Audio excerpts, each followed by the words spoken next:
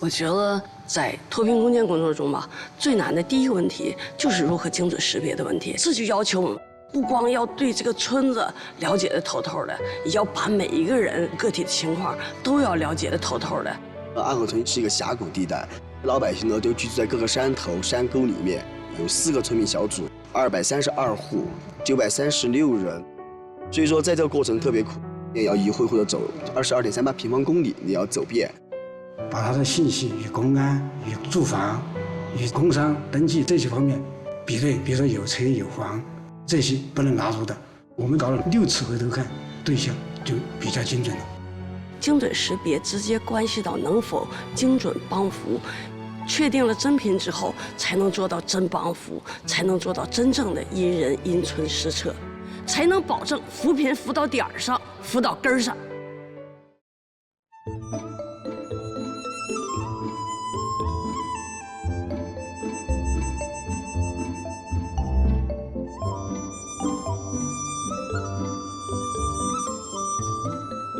孙书记，这次旅游公司给咱们村的旅游产品推荐会特别大的支持，还给了很多的建议。咱们村的古堡墙、古神庙还有古戏台，一定要借这个机会好好的宣传宣传。还有就是名单的事情。喂，能听见吗？喂，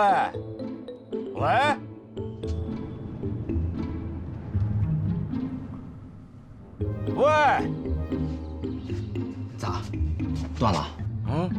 约么是进山了。这段山路的信号啊，就这样，时有时没的，老费劲了。随波，这个事儿得找电信公司，得赶快落实下来，不然村里面的旅游产业怎么发展？是。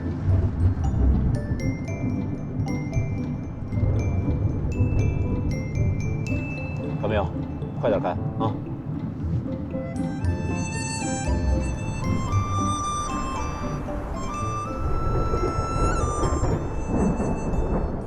您看这天儿，马上要下雨了，这靳书记要是回不来，咱明天公布要不要推迟？这事可不能拖啊，早公布早推进，这是村两委开会早定下来的事儿。哎。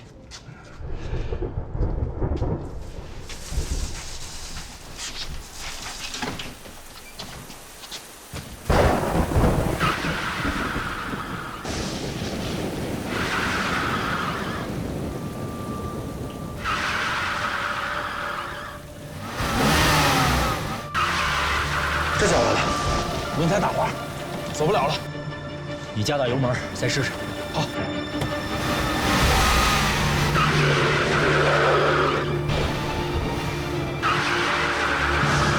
看见没有？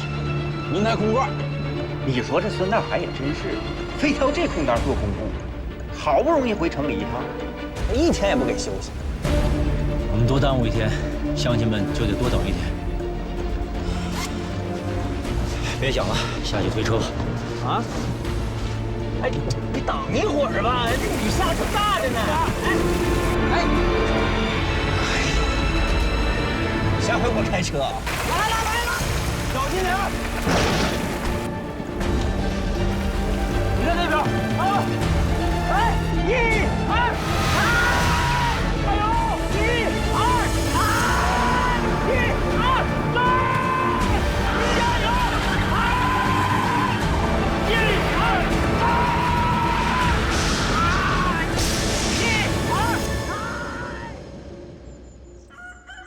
乡亲们，经过充分的论证，我们屯确立了依托古迹民俗，打造文旅产业的发展思路。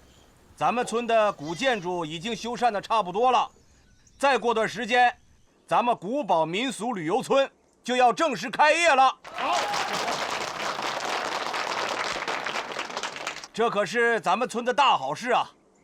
我说过，咱们村每家每户都有分红。这不，旅游合作社还为村里提供了20个公益岗位，有售票员、门卫、保洁，还有电瓶车司机。经过村两委研究决定啊，要优先考虑那45个贫困户了。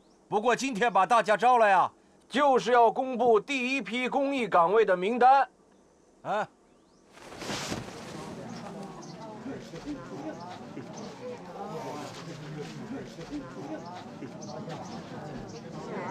钱，张照地儿，对，卤狗蛋，卤狗蛋，卤蛋有你啊！让一下，让我看看。刚来。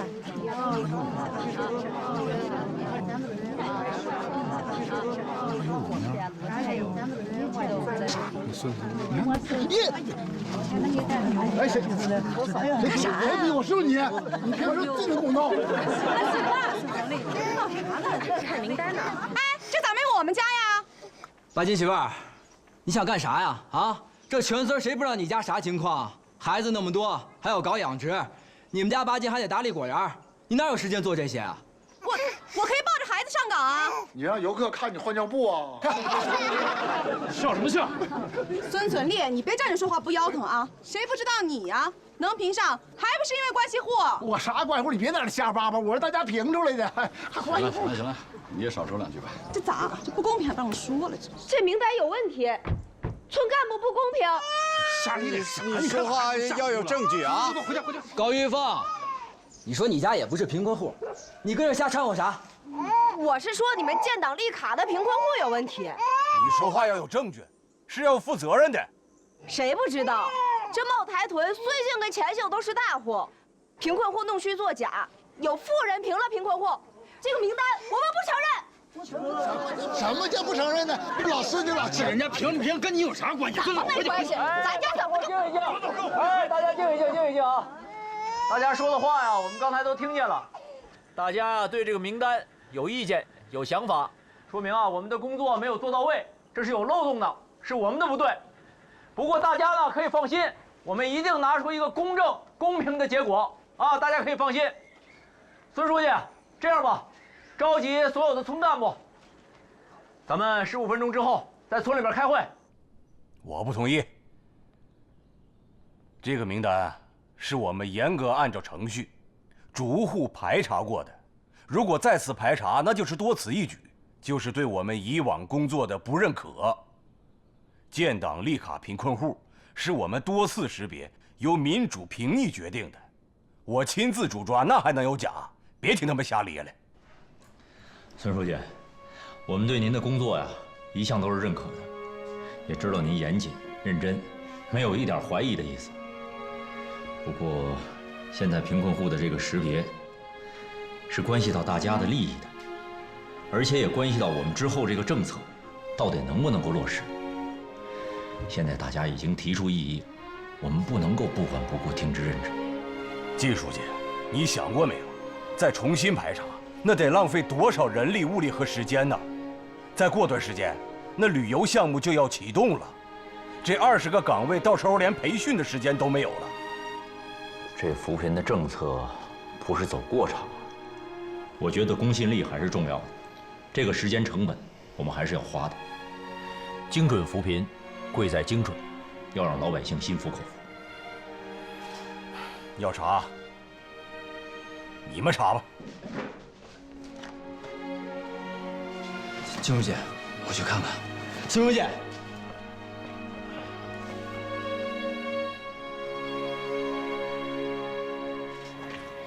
孙书记，孙书记，你还真让金书记他们查？这你小叔子，我怕啥呀？我是觉得他再查一次是打我的脸。现在村里工作这么忙，哪有时间开倒车呀？净扯那些没用的。是，您也别生气，您跟金书记都是为了。孙书记，哎，金书记，我们聊两句。那行，你们聊。哎，孙书记，刚才做那个决定不是针对您，您千万别误会。靳书记，我生气也不是冲你，咱俩搭档也有半年多了吧，你还不了解我的脾气吗？我知道，村里对这个名单有意见，那就慢慢查呗。你不也说过吗？旅游项目还有很多工作要落实对接，这总得有个轻重缓急吧？游客中心还要装修呢。您说的这些啊，都特别对啊。我也知道这个文旅项目呢，是我们村这个脱贫计划非常重要的一部分。可就因为它重要，我们就不能够有任何的疏忽。现在因为名单的这个事情，大家有意见，心不服，口也不服，那以后我们很多工作就非常难推进了。哎呀，村里人他就这样，他们愿意说啥就说啥呗。孙书记，再重新做一遍识别，绝对不是对您工作的不信任，是我要检讨。你说我来咱们村也有一段时间了，还出现这样的事情，是我工作上的疏忽。您能不能给我一个机会，让我弥补工作中的疏忽？上次识别是我组织的，这次我得避嫌呢，让玉堂去配合吧。我还是去盯游客中心吧。那也成。那我再说一句，别把时间浪费在这事儿上，查查就行了。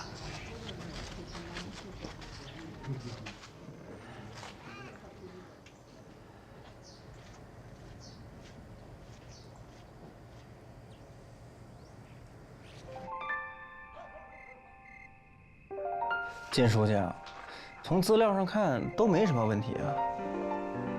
资料上看确实是没问题，可是资料呢只是资料，我们还是需要重新走访。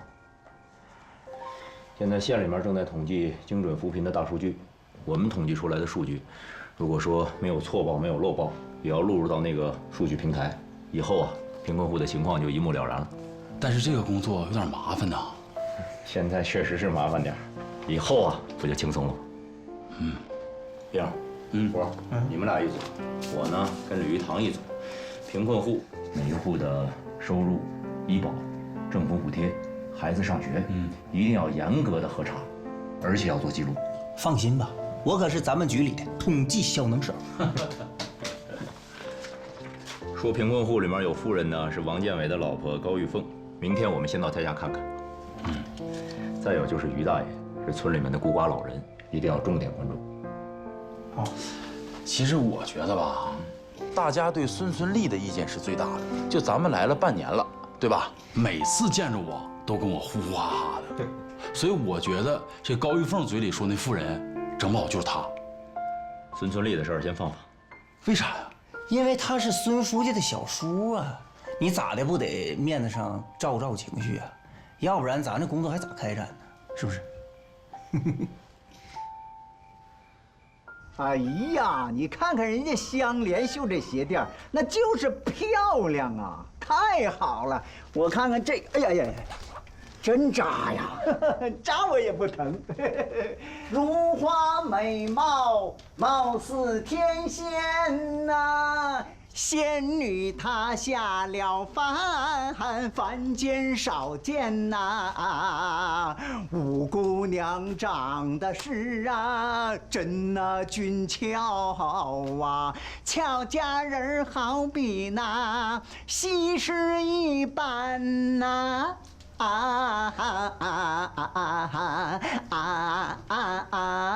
呀，我寻谁家猪家没圈住，在这儿哼哼呢。哎呀妈呀，孙爸爸，你又叭叭上了？不是，这挺好，二段你唱的这么腻歪。哎呀，难怪你有糖尿病是吧？对，我是有糖尿病，糖尿病富贵病，有人想得你还没那命，说的就是你。对，你的。你说你孙爸爸有啥本事？成天溜达的，张嘴瞎叭叭，结果呢，媳妇溜达没了，孩子爸爸没了。我要是他，我嘎嘣一下我就咽了气了，我哪有脸活着呀？我嘎嘣一下，我就嘎嘣一下。哎，咋的？要动手啊？动手怎么的？动手。你俩有完没完？都怨他。我走了。哎，香莲，香莲，哎呀，这啥？别拉拉扯扯的。有啥话当着大家伙说。行，好，我今天就看着香莲的面子啊。我告诉你们啊，村里要对贫困户重新进行识别了。哎呀妈，我以为啥大事呢？识别就识别呗。还识别就识别，哎呦我的妈！我跟你们说啊，你们可别不重视，这是村里的大动作，那肯定要录下几个，那特别是那个假贫困户的那，肯定拿下。能继承吗？能继承啊？村里开始调查了。跟你说话呢。咱就过好咱的日子就行了。你说的轻松，咱家穷的叮当响，咋就不能贫个贫困户？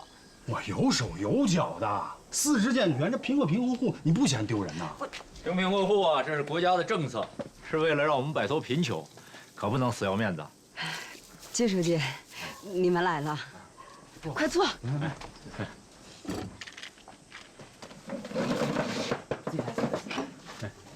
写作业呢？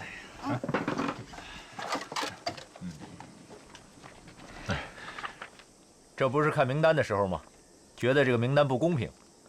这贫困户里面有富人，想听你说说，这富人是谁呀？季书记，那个我们家这娘们儿有时候说话嘴上没个把门的，别听她瞎咧咧。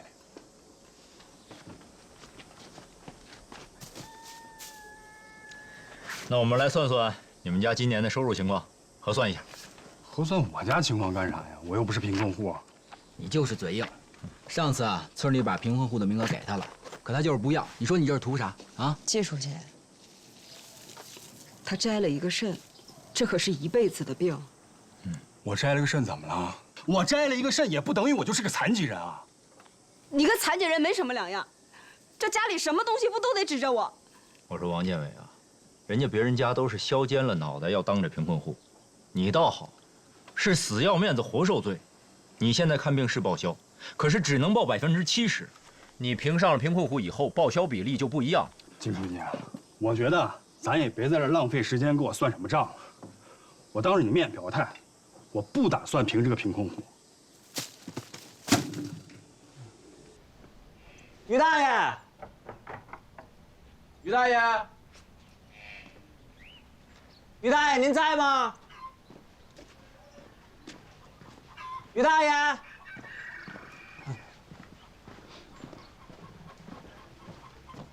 于大爷，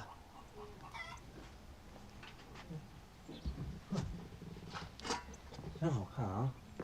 于大爷，于大爷，您在吗？哎，于大爷，您好，您好，你好。哎，我们今天来呢，是对贫困户啊进行重新识别的。昨天可能您也知道，在这个名单上有人举报咱们屯这个贫困名额弄虚作假。对，您是咱们村的老人了，对情况了解一定全面，所以我们今天来呢，就是想看看您有啥意见。对，我是个外姓人，这村里的事儿啊，我也闹不明白。于大爷，这些窗花都是您剪的吧？哎呀，我从小到大在城市里哈就没看过这么精细的剪纸。这都是我以前剪的啊，现在剪不了了。关节炎，是这杏儿帮我贴上去的，真漂亮，是不是？哎呀，是这事儿。那个于大爷，我们俩今天来啊，也是要核实一下您家里的这个情况。我家的情况？于大爷，这是我给您家算的账，您看一下。我眼睛不好，你帮我念念吧。哎，您家的苞米啊，都交给合作社打理的，土地流转和分红一共是2300，山上果子的收入是800，没错吧？看不清楚。啊，那个于大爷，这个按照国家贫困线，您的收入啊，刚好过线。哎，啊，但是不过季书记说了，村里呢会根据一些其他的政策，给予您一些补贴的。对对对。啊，我老了，我够花，啊，这个屋里太乱了，我就不请你们进去了。行，哎，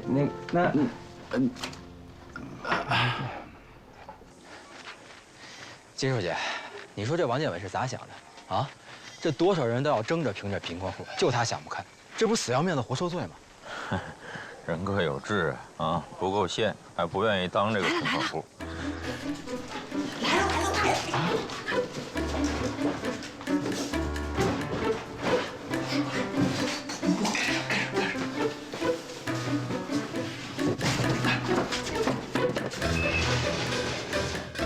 哎呦，哎，金书记，哎，主任你们来了。你知道我跟靳书记干啥来了吗？嗨，孙存利在村里都传遍了，说你们要来重新核实我们贫困户。他都给传遍了啊！哎呦，孩子哭了，进屋看看孩子。啊，行，慢点啊。哎呦，哭了，哎呦呦呦，哎呀啊，哎。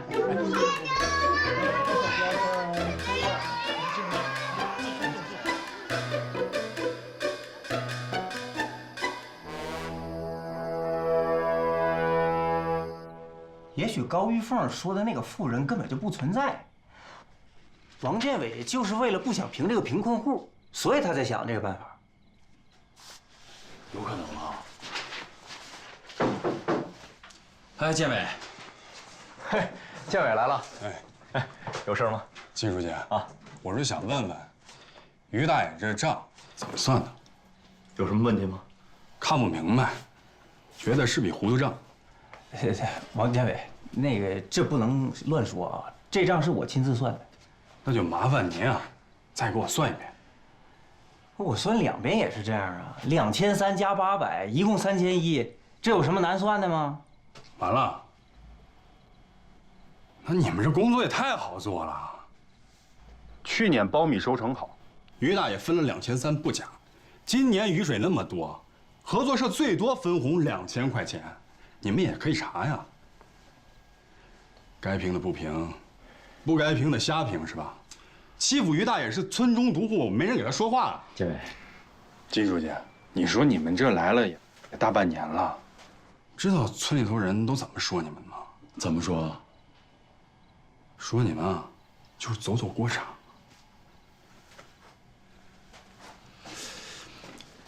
建伟，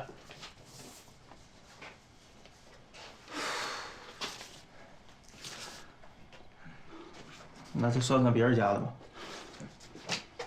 于大爷，是我们工作上面有疏忽，我代表工作队跟您道歉。这贫困户的名额，我们一定给你增补上。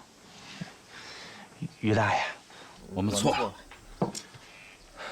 唉，我跟你们说句实话吧，这些年啊，这个村里啊，对我没少照顾。贫困户评不评，没关系，真的没关系。于大爷，我们已经犯错了，您不能让我们继续错下去吧？其实啊，我倒是觉得你们应该多去看看建伟。这个年轻人呢，他非常要强，可是光逞强不行啊，你得把日子过好了，那才是正事儿啊！你说是不是？是，您放心吧，建委的工作呢，我们一直在做，扶贫的政策是不会落下一户的。还有一个事情，就是现在村里面的人呢，对这个贫困户的名单有意见，说这个名单里面有富人，这个事情您怎么看？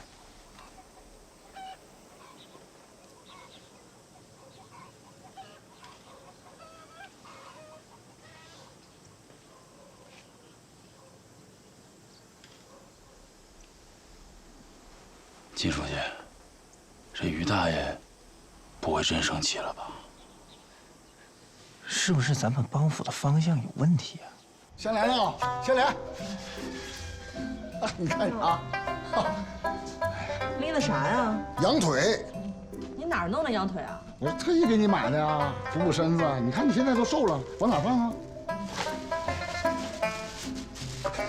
靳书记有没有去找你啊？没有，我又不像前永后贫困户造假。你他除了这花言巧语，他还剩啥了？就剩糖尿病了。我跟你说，香莲，你可别让他给忽悠了啊！谁对我咋样啊？我孙香莲心里一清二楚。你这话说的我就放心了。哎，香莲，我在城里给你买了一套房子，等房子下来，咱俩就搬那儿住去，那环境可好了。香莲呐，香莲在家没？哎，你干啥呀你？我藏起来，我看看这骗子跟你说啥。香莲，哎呀，香莲你在呀？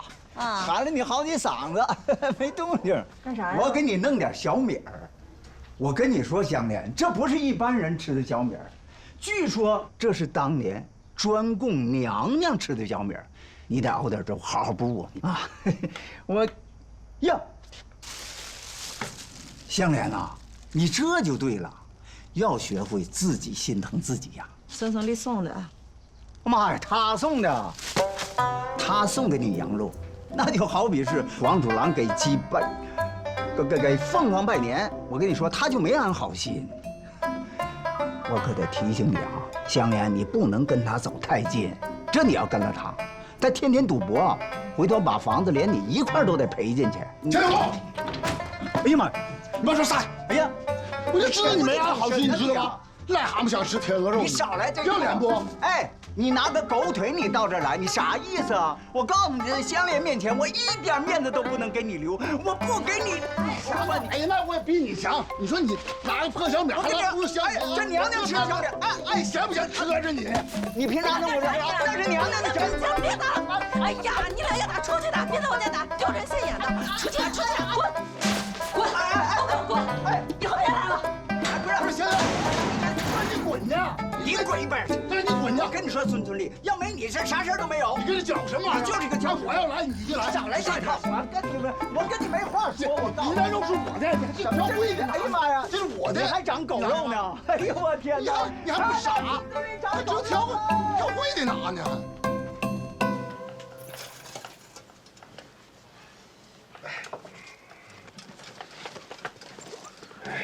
给你们看点东西来。哎呀，金书记，咱们茅台屯有几百年的历史了，打洪武20年，这朱元璋啊，就命这个蓝玉大将军为右副将，你看看，就是他。命这个尹国公傅有德，为左副将。他们2个人呐，就跟随着征虏大将军冯胜，带领着20万大军北征，平定了北将军。打那以后呢，就开始有了茅台屯这个村儿。这些老住户在这儿生活了祖祖辈辈呀，留下了太多的恩情夙愿，谁也不愿意把这个脸面戳穿了啊！明白了，明白了，于大爷，你是说呢？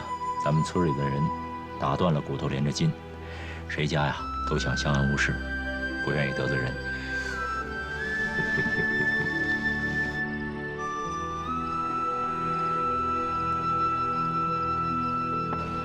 孙书记来了，金书记，这么丰盛啊？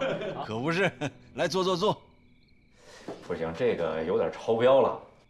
你可千万别有压力啊，这可是我自己掏腰包让香莲去准备的。来坐。那行，那咱就别客气了啊。来来来，咱也一块吃吧。哎呦，不还有菜呢啊！金书记啊，这也就是你们来，我们孙书记才能大方一回。平时啊，抠门着呢。看你把我说的，这，来吃肉。真好吃，香莲姐。金书记，识别工作进展的怎么样了？正在进行。哎，不过呀，这于大爷呀，我们给漏屏了，必须把人家补上。哦，这怪我工作不细致。孙书记，我觉得我们的工作呀，还是要做扎实的啊。你看，现在咱们村啊，已经出现了漏屏，有的村呢，还出现了指向不清楚、针对性不强和地数不清楚的问题。别的村有，我们村绝对不会。你可千万不要说大话啊！我们村到底谁是贫困户？贫困的原因是什么？以后如何进行精准的帮扶工作？帮扶的效果又如何？这些我们都还没有搞清楚。金书记，你身上这股执着的劲儿，我也很佩服。我呢，当然也支持。不过我想呢，就是村里都是人情世故，甄别能结束就尽快结束吧。那过几天旅游公司就来考察了，我们还有很多工作要做。那不，游客中心还没装修完呢，要抓住主要工作。好了，那你们吃吧，我先走了。哎，孙书记还没吃呢，咋走了？孙书记，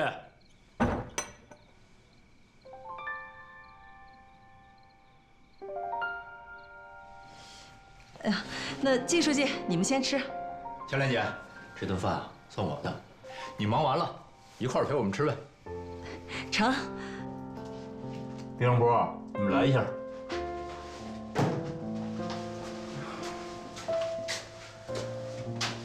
根据这2天啊，咱们走访的情况啊，工作呀要做点调整。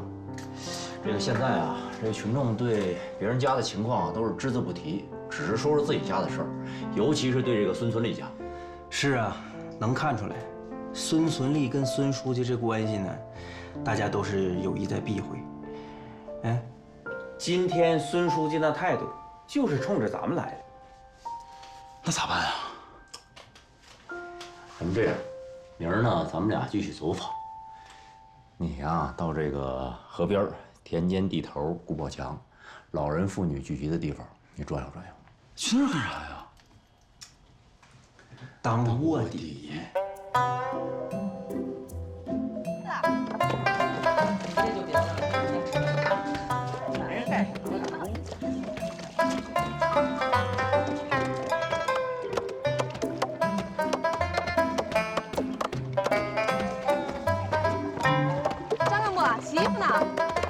张干部啊，自个儿能洗干净不？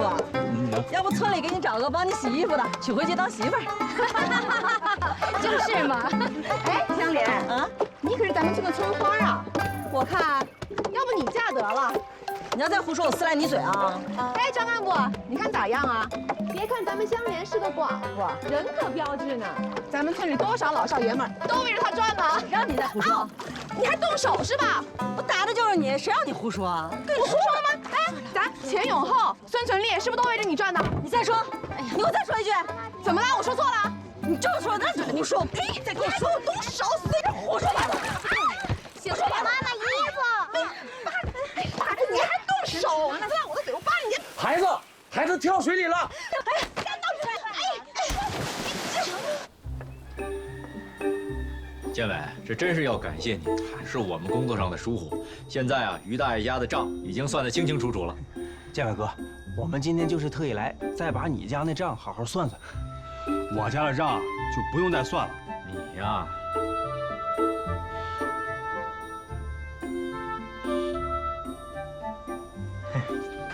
这样，可剪纸呢？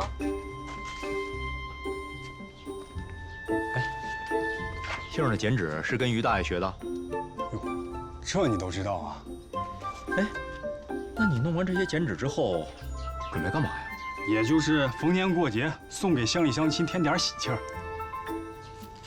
这剪纸可不光能添喜气，这还有文化价值，说不好啊，还有商业价值呢。你不是总把你们家那些水果放到网上卖吗？你把这些剪纸啊也放到网上，卖着试试看。季书记，忙着呢啊！哎，有空说啊！哎，有空说。哎呀，书记啊，哎，让我说啥好呢？你为咱们村脱贫，那是操碎了心呐。我寻思吧，一直想帮你们工作一下，支持一下，可不知道从哪下手。现在呢，我有个想法，这不村里嘛，为了照顾我这贫困户，给我安排了一个把门验票的活，我就想把这工作让出来，让给建伟他们家的玉凤。我是这么想的啊，你看我一个人怎么都好过，他们可是一大家子，困难肯定比我多。另外呢，我也想让玉凤看看，俺们村的大姓人家不排外，俺们讲的是村民互助，发家致富嘛。于后叔啊，首先谢谢你，你这身体一直不好，心意我们领了，可是岗位啊，我们不能要。书记，你就拍板吧。于后叔，哎，您愿意帮助大家伙，我得代表村里面感谢您。但是公益岗位的事情，要等我们把贫困户的情况核实清楚以后，才能做决定。哦，对，还是书记啊，按政策办。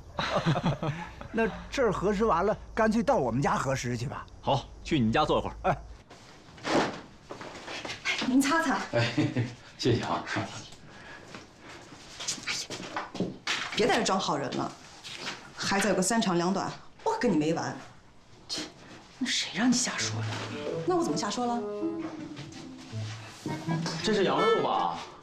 赶紧给孩子炖点羊汤去寒。你家没羊肉了？咋？谁家还买了？孙存利，嗨，他是在我们家赊的，我就知道是去讨好你的。这事别说了。哎，张同志，一会儿留下一起喝点羊汤吧。辛苦了啊！为什么？你和他们看电视喽，看电视喽，看电视喽。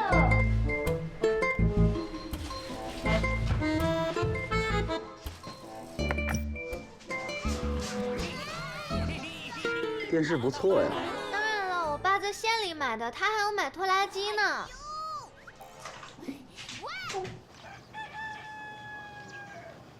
前面就到我家了，金书记。哎，刘浩叔。哎，你家这窗户啊，让你见笑了啊！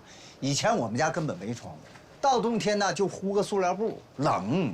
这不村里为了照顾我嘛，特意先给我安的，看着还有点不太合牙，不过这比以前好多了啊！这就是我家啊。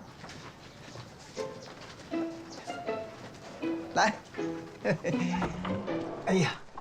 不好意思啊，你看外边看着不咋地，这屋里边更够呛，请进吧。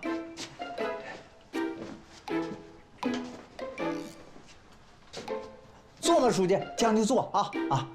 哎，我给你们点喝的啊，就是没茶，白水。哎，叔，我来吧，我来，我来，你赶紧。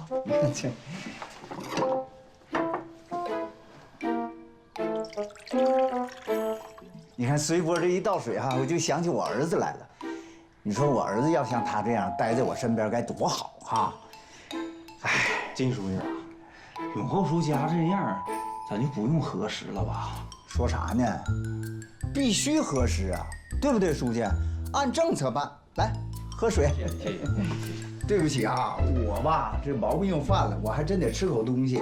永厚叔啊，你就吃这个呀？啊，对，我有糖尿病，好的吃不了。糖尿病这玩意儿啊，哎呀，净是事儿啊，动不动就饿，动不动就饿。你看我现在就突突了。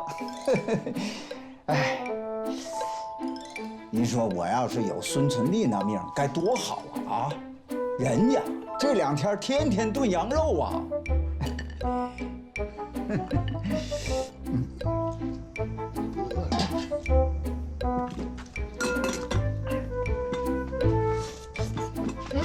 你来了，兄弟哈，正好，刚炖好，来坐，来，做什么做呀？你还说人家前有后是骗子，你才是骗子呢！我问你，这羊肉哪来的？他说买的呀。呸！放屁吧，还买的？去人家钱八街家赊的吧？他给我买的呀。哟，这几百块钱的肉，人凭啥给你买啊？他要买拖拉机，不让村里知道，让我瞒着点儿，就说是租的，这才给我买的肉。哈哈，很记得，来，孙叔，靳书记，这个钱八街啊，偷摸着买了电视机，现在还要买拖拉机。要不是今天我去他家，咱们都让他骗了。这2年村里不是帮他搞采摘园，让他挣了挺多钱吗？他还跟村里哭穷，这次必须罚他。孙书记，我看这也不必了。当年啊，他确实是贫困户，现在这不是挣着钱了吗？那就是脱贫了，这是好事。明天旅游公司那张总不是到咱村来吗？下面啊，咱们就把工作开展好，让咱们村百姓共同致富。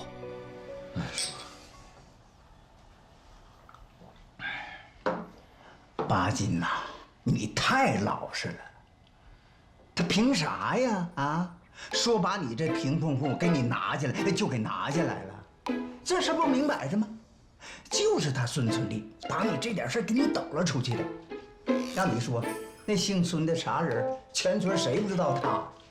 咋的？他怎么就评上贫困户了呢？不就是仗着他是村支书的小叔吗？啥都不干。哎，也别说，他就会干一样，赌博，还被给抓进去了。一个赌博的被抓进去的人，居然能评上贫困户。哎呀，上哪说理去？我是看明白了，现在啊，他们孙家正是在风光的风头上，俺们钱家呢，那就只能忍忍了。找他去。走。哎，慢点儿！哎，你等我会儿。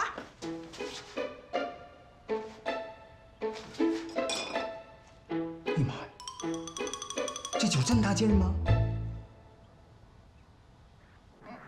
现在的景点还是略显单调，不过呢，我们又加了一些东西。您看，这是村里面的剪纸，还有，这村里面不是有果园吗？我们把这个农家乐也搞起来，还可以钓鱼。以后山上啊，还可以搞攀岩。谁？你们当领导的办事不公平！发现，这是怎么了？有什么不公平的？有什么事儿不能回家说吧？不能回家说。今天当着领导的面把话说清楚了，把我们家撸了也就撸了，凭什么你小叔还是贫困户？不是，他是贫困户，与你们有什么关系啊？他赌博被抓过，就不能听贫困户。孙大海，你护犊子你！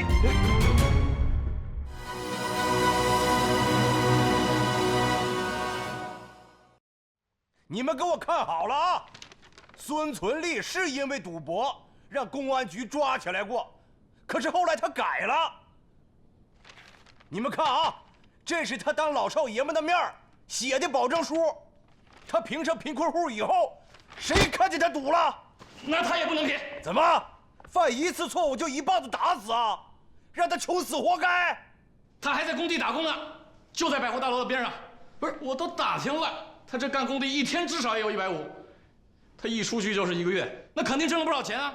你说我瞒报，那他也瞒报。听谁说的啊？我什么技术都不会啊，干点粗活，一天就那么几十块钱，我喝点酒这点钱都不够，别耽误技术他们村干部瞎说。好了，你们都别说了，你们说的事情，村里面一定会查清楚。我算是看明白了，今天这事儿啊，要是说不明白，嗨，你们旅游也别想搞。你看看啊！那俩我不说清楚，我也不干啥？这你要干什么？给我下来，你们俩！孙存利，你敢动我媳妇儿？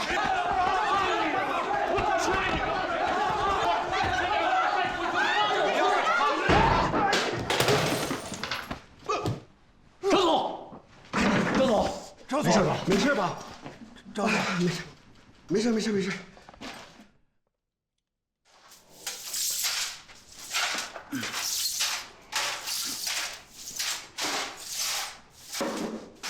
孙书记，你别着急，也别生气啊，要不这血压又该高了。哎呀，行了，都乱成一锅粥了，把人家张总给打了，你说咱村的旅游事业以后还发展不发展了？孙书记，孙存利外出打工的事儿，你为什么不说？哎呀，村里都是一些鸡毛蒜皮的事儿，我管得过来吗？你管不过来，那我来管。这次复核的事情，一定要核得清清楚楚，实事求是。靳书记，你在村里当3年第1书记，回去就提干了，那村里到时候可麻烦了。你看看啊，这今天闹的都乱成一锅粥了。要是把事情说清楚，就不会发生今天的事儿。这村里的事儿能说清楚吗？别再添乱了，行不？你说张总那边怎么办吧？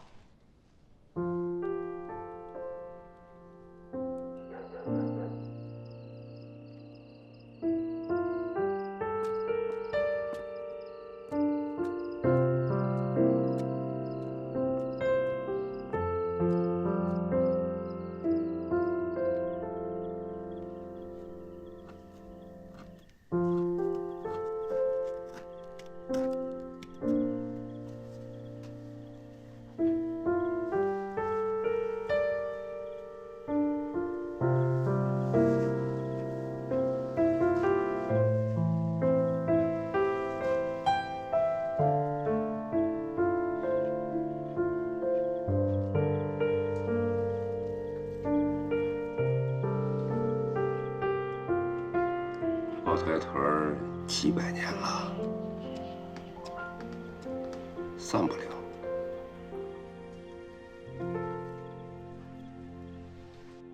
当个里个噔啊，当个里个噔啊，当个噔个那个里个噔，当个里个噔啊，当个里个噔，当个里个那个里个噔啊，当滴当滴当滴滴噔滴当啊当。这儿是文戏还是武戏啊？现在是文戏，这不等他说词儿呢吗？爸爸呀，这钱小虎你最坏，我哪坏呀？是不是你忽悠巴金跟他媳妇闹过的？我说啥？我说啥你能信呢？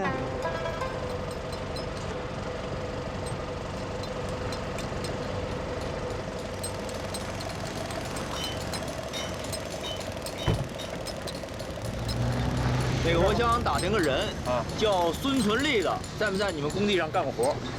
哦，确实来过3天啊，但不是来干活的啊。大哥来这儿打了3天牌，让我给赶走了。他好像是戒了。他戒？他能戒？你别开玩笑了。你干了那么多的坏事，你还怕人家闹吗？就你那点小心思，别以为我不知道。你知道啥呀？你不就想让我在香莲面前丢丑吗？哎呀，然后他看不上我，然后你跟他，你要脸不？哎，自个承认了啊，有啥心思？哎，我劝过他，让他撒泡尿啊，照照自己。就你那模样，你配得上人家香莲？别在这放屁！大伙说，赶紧快给他直播！我配不上你配？啥？你应该撒泡尿照照。全村子人啊，谁不知道你啥样？知道我啥样？谁不知道你啥样？哎，我说香莲呐！你说，哎，香莲，你等会儿，不是香莲，香莲，不是香莲，我你香莲。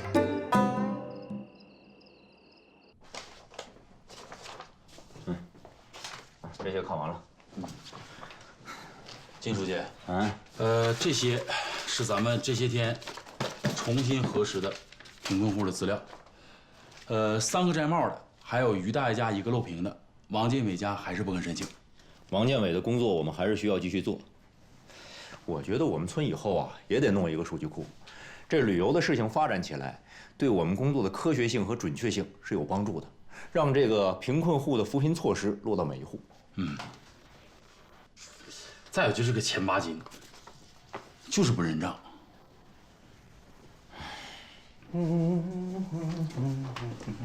不是你小子怎么才回来呀？我去永后叔家唠嗑去了。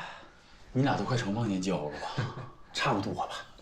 不过说实话，永后叔这人是真不错。我告诉你，你可别忘了本职工作。靳书记，咱们这个假贫困户都找出来了，咱们这个甄别工作是不是可以告一段落了？精准扶贫要实时更新，一个都不能少，一个都不能错。你可别给我放松警惕啊！Yes sir。哎，我再交给你任务。你咋总有任务给我呢？河边我不去了啊！别说，我这个是最了不起。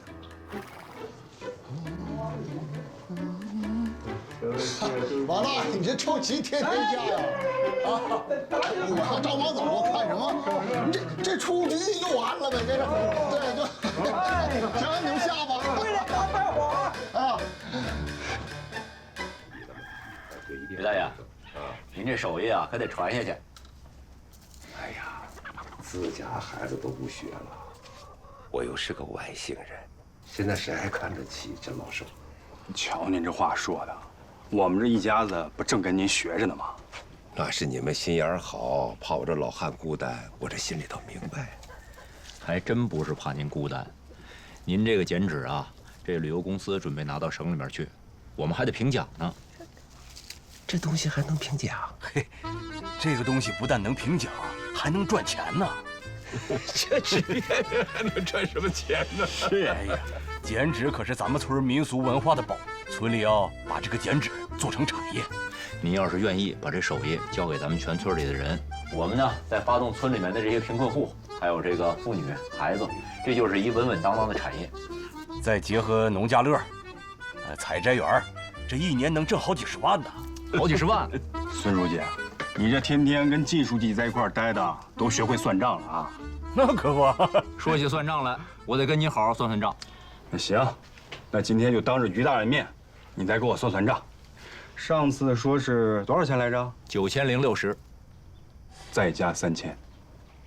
怎么，你们也买彩票？买什么彩票啊？他在网上接了一个剪纸的订单，刚好3000。他捡的还能卖3000块钱啊，说明你教的好啊。那我那个不卖的就更多了吗？那肯定啊！于大爷，咱们就说好了啊，你呀就把这剪纸啊交给咱们大家伙儿，咱们村啊一定能够脱贫致富。金书记，你放心啊，只要乡亲们愿意跟我学，我会毫无保留的都教给他们。这一次贫困户的重新识别基本已经完成了，钱八金、齐文斌，还有刘成才，他们3个人要摘帽，于大爷是漏屏。这些数据啊，我们会仔细再核对，准确无误以后再报给县里的扶贫办。王建伟这个愣头青啊，还是不肯申请。他现在在网上卖剪纸挣钱，脱贫摘帽也指日可待了。这一次的事情啊，主要是因为公益岗位给闹出来的。可满打满算呢，只有20个公益岗位，这怎么都是不够分的。不过好在啊，现在有政策，万企帮万村，旅游公司呢就是我们村的帮扶企业。张总那边怎么样了？没怪我们吧？没怪我们，张总这个人啊还是很大度的。我们呢给扶贫办还有旅游局也打了申请，我们不能光指着这个门票来赚钱，还得把农家乐还有剪纸艺术都给它搞起来。产业丰富了，才能解决我们村的贫困问题。县里把铺路款已经拨下来了，下个月咱们就开始修路。电信公司也要到山上架信号塔，以后咱们全村啊信号就都覆盖了。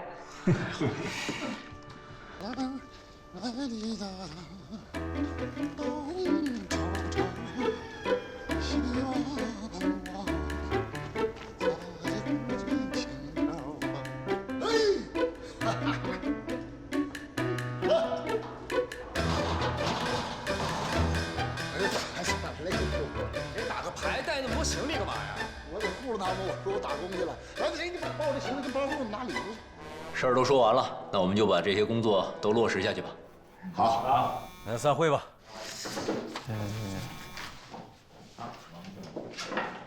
哎，什么？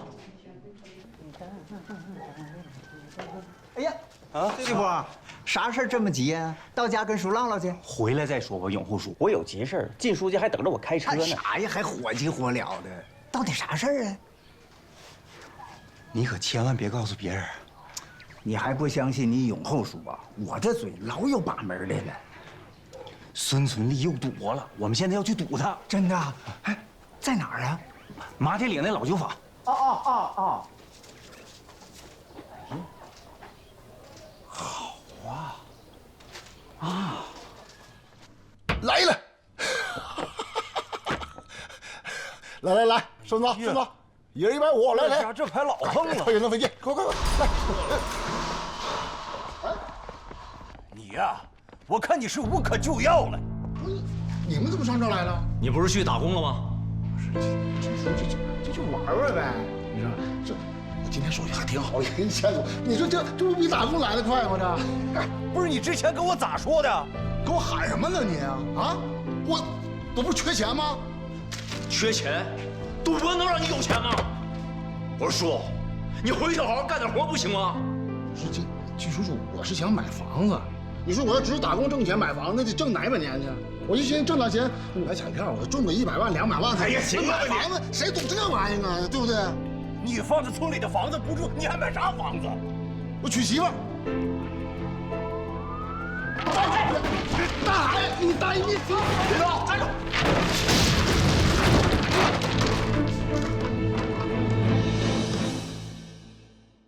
当个里个啷啊，当个里个啷啊！一见哥哥上了锁条，我心中好似扎了钢刀，一瓢凉水当头倒啊！我这怀里呀，我这怀里呀，我这怀里好像把冰包啊！哎呦，你都在这唱半天了，啥事儿啊？这么高兴？哈哈，娘子啊！不，香莲呐，你问我为啥这么高兴啊？我是向你来报告好消息来了，孙存利出事儿了，而且还是个大事儿。出啥事儿了？我估摸着不，我可以肯定的说，他因为赌博被公安局抓走。你咋知道的？我是诸葛亮，我能掐又会算。哎呀，你能不能好好说话？到底咋回事？你咋知道的？你要问我咋回事，我还没法谈。当个里个儿。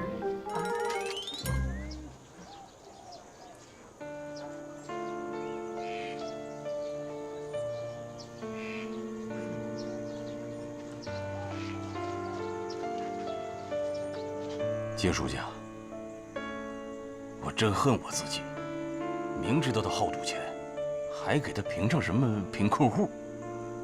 我不配做这个支书，请求镇上把我给撤了。老孙，这回孙叔的这个贫困户资格是一定要撤销的。这个事情，责任不光在你，我也有责任。那也得记过，我接受处分。我以前呢，在城里边，就觉得这扶贫工作呀，就是去发展经济。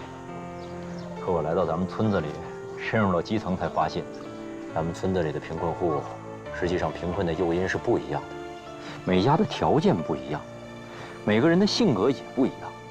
有的人呢，他就是死要面子，死扛着。王建伟就是这个情况。还有的人，他就是削尖了脑袋要占贫困户的资格。想好吃懒做一辈子，占国家的便宜。孙叔属于这个情况，但是我们通过这个事情，了解他的这个毛病，以后就可以针对性更强的对他进行帮扶。扶贫工作一个都不能少，一个都不能放弃，可不能撂挑子。嗯。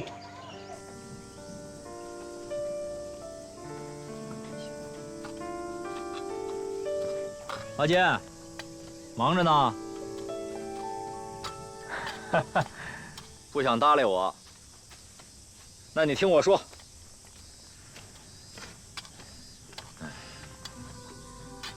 我知道啊，这个村里面把你这贫困户的帽子给你摘了，你这有情绪，啊。可是国家呀，这贫困县是有标准的，你男子汉大丈夫，一天到晚的顶着一个贫困户的帽子。你光荣吗？再说，你现在弄这果园啊，这果子都已经熟了，你不把它摘下来，这新果子怎么长出来啊？说的是好听，我这果园都要保不住了。我知道你这心里面是怎么想的，你就是怕脱贫了，这果园给你收回去，你又变穷了，是吧？我藏着掖着保这个贫困户的名额，说白了就是为了保这个政策。平时啊，给你说政策。你都不注意听，这脱贫不脱政策，以后这果园啊还是你的。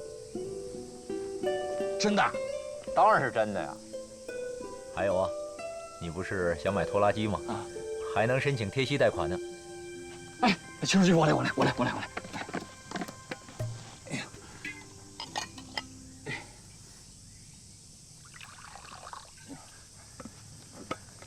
之后啊，村里面还搞旅游开发。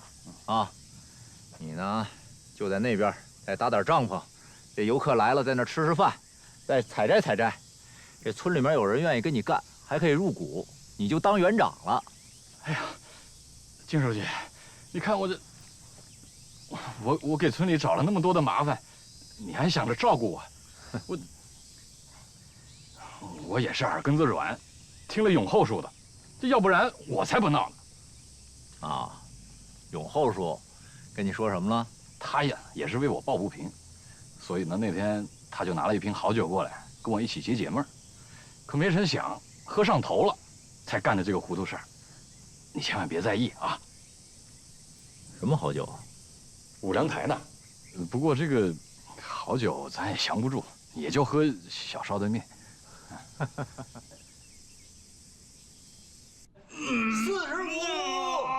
45，46，好，42，不能往回数了。这强度不够，得付点重。别，那金书记，你要请我们喝酒啊？啊，起来。哎，我这不是要到市里边开会吗？啊，村里面的事儿就交给你们俩了啊。这酒啊是给你准备的。给我准备的。啊，啥意思啊？你不是总去永后叔那儿喝酒吗？他也喜欢喝2口，你就陪着他啊。但是不能忘了本职工作。不是靳书记，你这葫芦里又卖的什么药啊？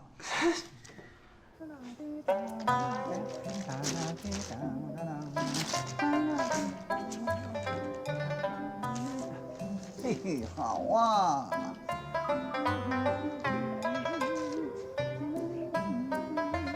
永后叔，哎，我又来看你了。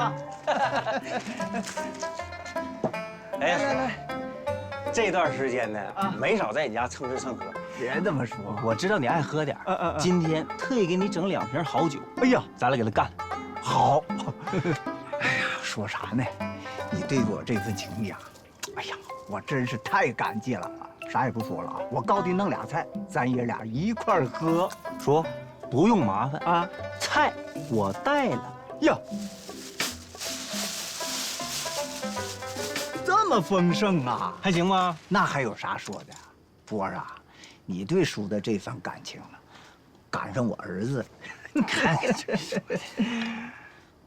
咋样？你们和金书记忙的这一段，核查工作该结束了吧？还差手头有点资料需要整理。但是呢，嗨，靳书记这人吧比较较真儿，兴许他还觉得呢，甄别工作没有结束。呀，那这意思还要接着查吗？对他自己说的，隐隐约约还觉得不踏实。好，好啊，我喜欢这样人，不能有傻子。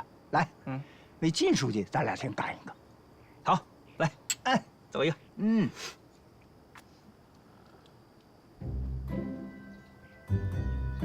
咋了？波儿啊，这酒，你光听朋友说是好酒，没牌子哈。你这酒好像是2锅头兑的白开水呀，你尝尝。我尝尝。哎呀，这酒吧，这酒是别人送我的。你说我也不喝酒啊，也看不出这真假，肯定是被别人骗了。没事，别着急，别上火啊。咱爷们儿关系处到这儿了，我现在拿一瓶压箱底的好酒，咱爷俩喝。哎呦，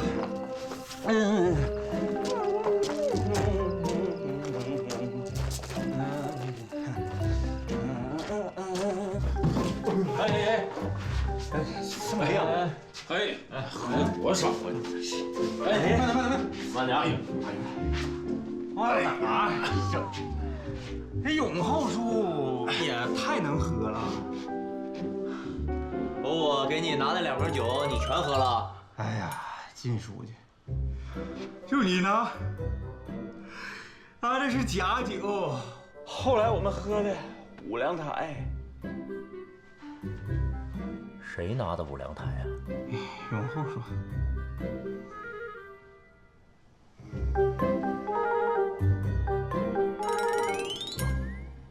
已经跟于大爷都说好了，他特别愿意把这剪纸啊交给大家，建伟呢也可以当老师。下午啊，我就跟玉堂带人把那个集体房收拾出来，当我们的教室。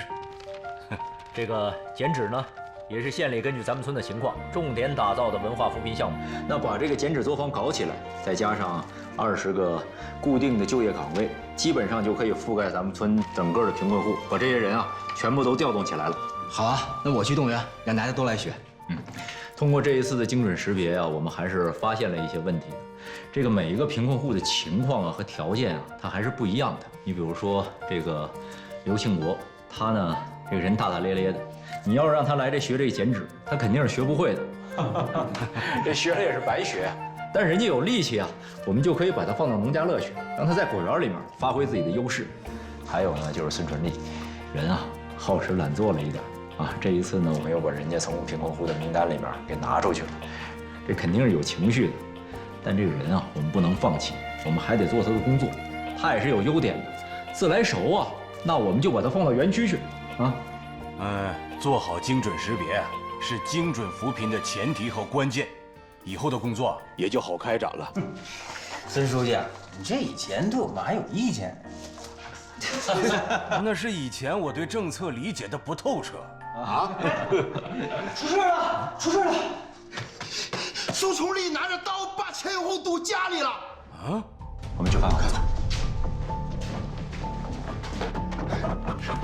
香莲，你搁这干啥呢？哎，行了，你俩坐下。陆大人，香莲呐，你挺多香莲呢。陈永红，你这个王八蛋，是不是你报的警啊？ 干啥你？谁报的警？你别瞎叭叭！你把全村人都得罪了，凭啥说我报警啊？我得罪谁了？我就得罪你了！哎，香莲，香莲，你看住他！哎，干啥？看住他！就香莲，你可看住他！香莲，我不和人有钱！哎呀，你想多出人命啊！你让放下！你想干嘛想多出人命啊？我今天我跟他要了断！你闪开！你放手！陈永红！哎呀，你给我出来！ 孙总理刚放出来，是不是又想进去？你疯了！我跟你说过，再闹直接报警，你就破罐子破摔了你！报就报，我就破罐破摔了。还要咋地？你给我出来！出来！你是不是想砍死他？我告诉你，你砍死他，你这辈子也交代了。我不管！你能不能让人省点心呐，老叔？老书记的脸都让你给丢尽了。出来！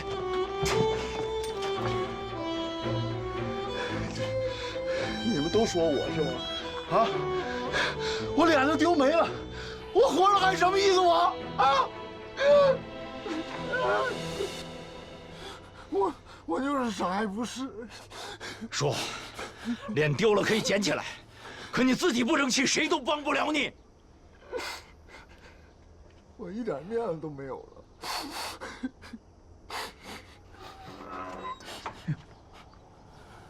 书记你来了，看没有啊？城里的贫困户资料你送县里了吗？还没呢。你把钱永红的资料拿来，我再看看。我拿着。靳书记，你还怀疑是永后说啊？这段时间我天天去他家，肯定没问题的。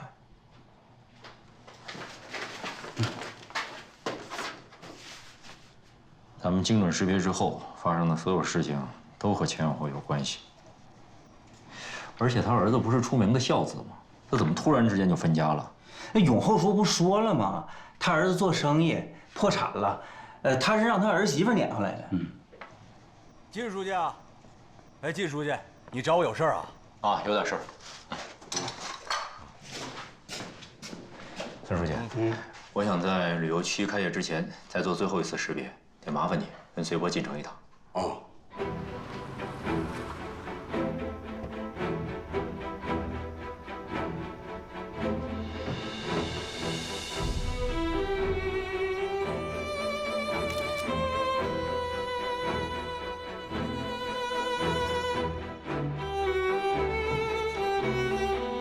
哎呀，永后叔是没撒谎啊，他儿子是真破产了。打个电话。我这厂子都破产了，打电话还能通吗？不是，那也得联系联系啊。那个，请问你是永后的儿子吗？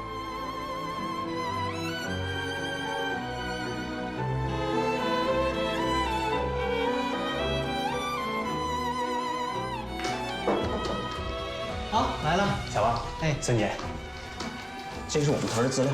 好。 市里啊，刚给数据库做了升级，很多信息都更新了。是吗？哎，你帮我查个资料呗。好呀，谁家的？钱永红家。钱永红。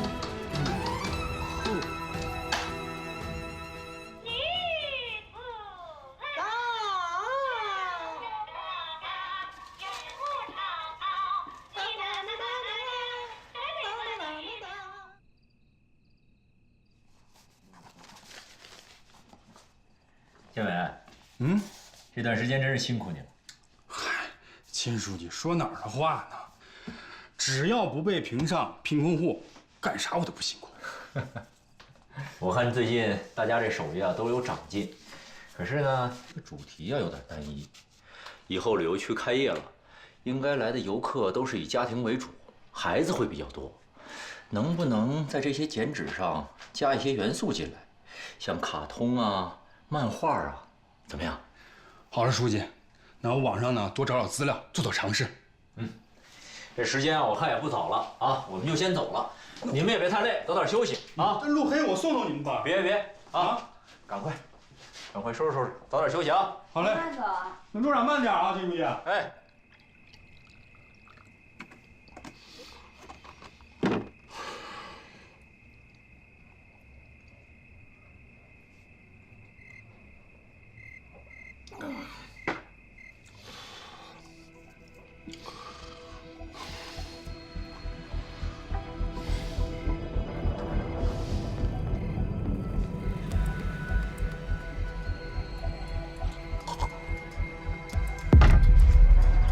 能看见。慢点啊，金书记。嘿，蚊子还挺多的。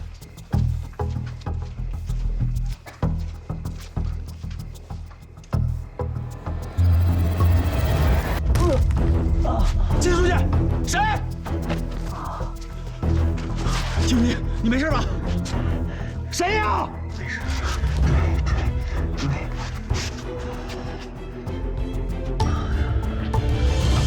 无法无天了。有人竟敢对扶贫干部扔石头！调监控，一定要把这个人揪出来。孙书记，那地方我查了，正好没有监控。那我打电话报警。哎，行了，我也没什么事，不用报警。金书记，伤得严重不严重啊？啊，没事。是你现在感觉咋样？头晕不晕？哎，香莲姐放心吧，我是头硬着呢。金书记，人跑了，没抓着。不过，我捡到了这只鞋。哎，咋了？谁的呀？这鞋是孙存利的。孙存利的？这鞋垫还是我给他做的呢。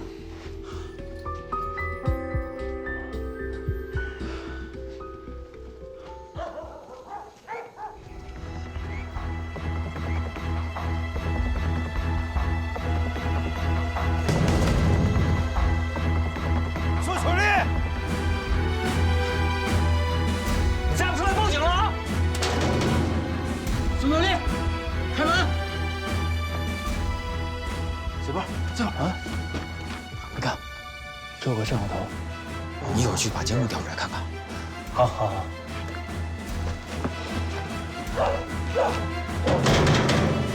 把门打开啊，孙存利！我知道你在里面了，你别说听不见，快点的。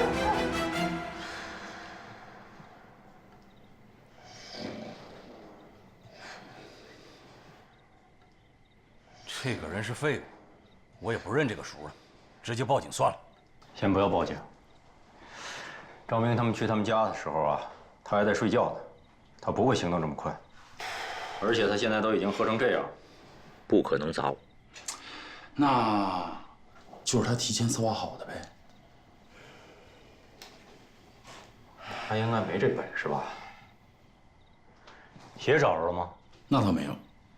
哦，对了，他家门口有个摄像头，随波呢正在调监控，看着呢。有了！哎，给你们看啊孙存利晚上的确出去一趟，哎，你看，不过1分钟他就回来了。那难道是咱们错怪他了？你别着急呀，更有意思在后面呢。昨天晚上发生的事儿，大家都听说了吧？啊！竟然有人袭击靳书记，可气的是，出事地点没有监控，让他跑了。不过可以肯定的说，这个人指定是咱们村的。是谁，自己承认吧。村里不予追究。如果要是查出来，直接送派出所。我也不知道，我哪去说？哎，我听说不是捡到一只鞋吗？是有一只鞋，咋的？凭那只鞋就能认定嫌疑犯吗？那当然了，你看这都不用想，谁的鞋那就是谁干的，对不对呀？这是我的鞋，你看，承认了吧？承认了吧？这是我的鞋。我跟你说，孙村里你就干不出来啥好事。钱永厚，你最坏，你知道吗？你才坏呢！鞋是我的，可是让钱永厚偷走了。哎，你别血口喷人啊！血口喷人！你有啥证据？我胡说八道。有证据吗？有。看你吹牛，我有证据。你看见没？我这还有视频呢。来，大家都来一起看一看啊！不是，啊，永厚叔啊，你也看看，这人是你不？哎呀，好好看看是谁。这是孙存利家2天前的监控录像，这人是你吧？啊，看着吗？这。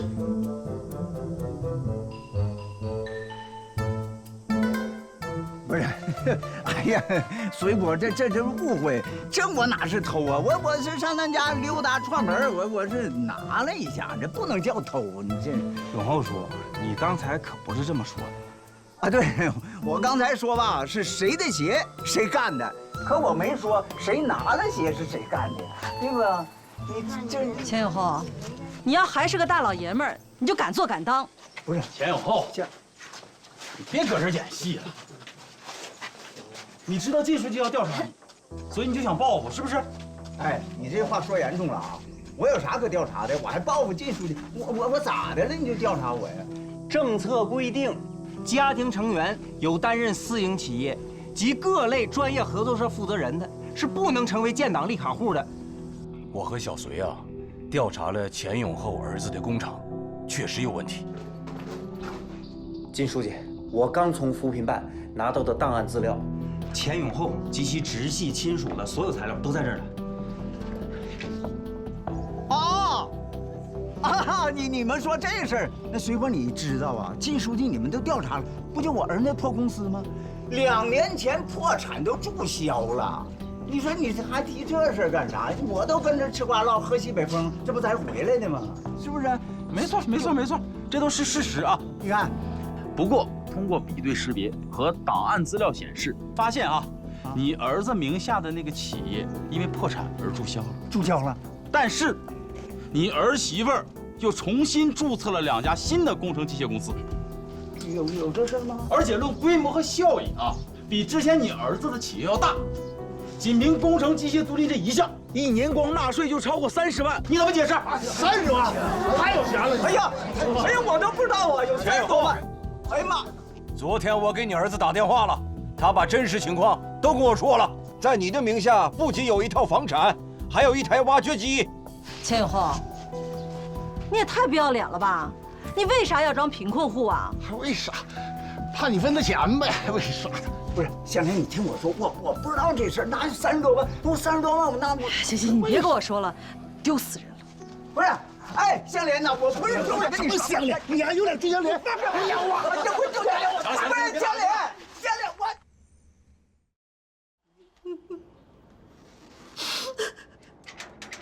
香莲啊，香莲，你开门，你听我说，香莲，小点声，你小点声，你不要把人吓着。香莲，你开门，我跟你好好说说。你说啥说？都说寡妇门前是非多，我招你们，我惹你们了，你凭啥这么欺负我？香莲呐，对不起啊，都怪我小心眼儿，怀疑你要贪我的钱，我错了，行吗？香莲啊，我也该死，我就应该踏踏实实给你挣套房子，就不该整那些歪的邪的。我错了啊，香莲。我是想找个男人不假，但是我就是想找一个靠得住的人，踏踏实实的过日子。你们2个都不是，你们都走吧。要走一块儿走。要走，走。你这个人，我跟你。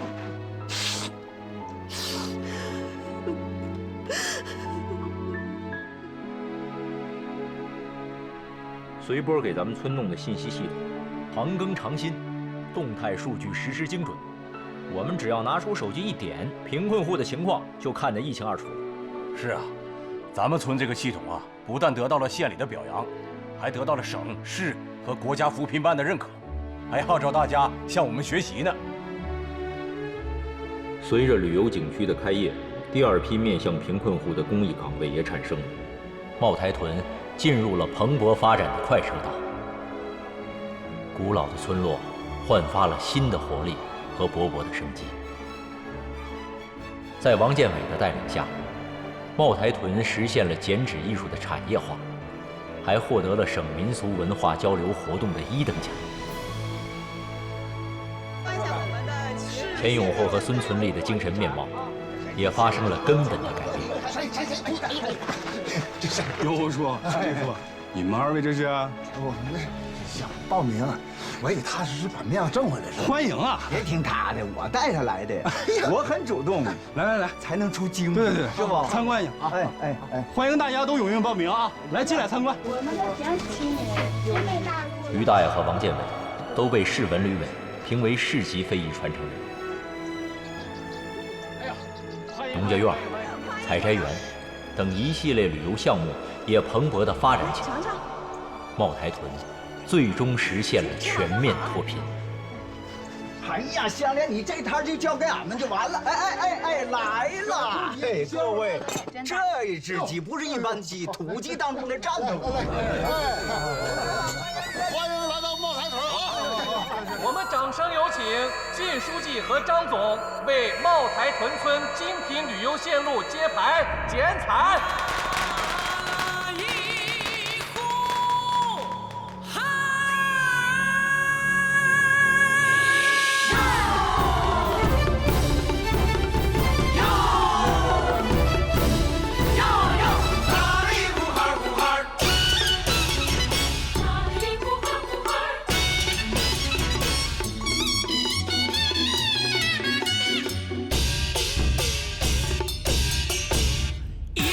手绢儿一把小扇儿，一男一女台上刘德华，伴奏的是一副挂大板儿，外加一只唢呐一把弦儿，小曲小帽拉长线儿呀，唱得多带劲哟，插科打诨逗得咱笑开颜，唱一低头那都能演呢。东北这旮瘩，宁舍一顿饭，那个不舍2人转。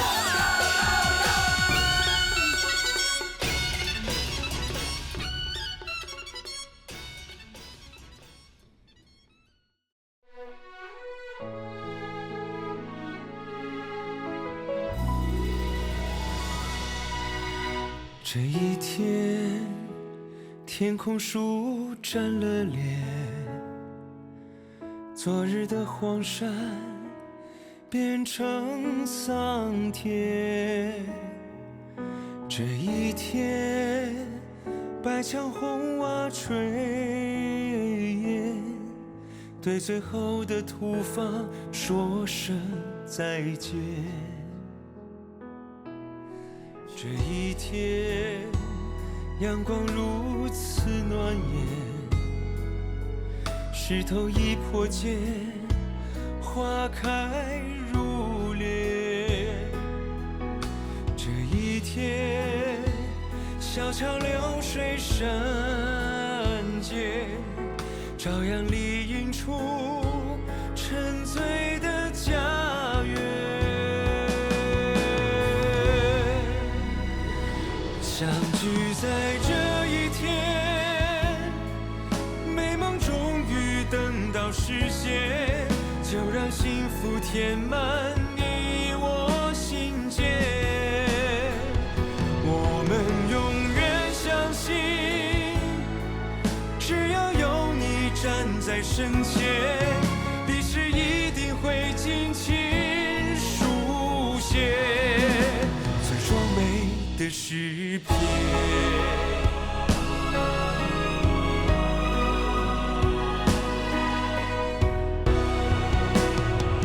相聚在这一天，美梦终于等到实现，并肩携手在新的起点，沿着同一个梦，不惧风雨，坚定向前，让我们追寻更好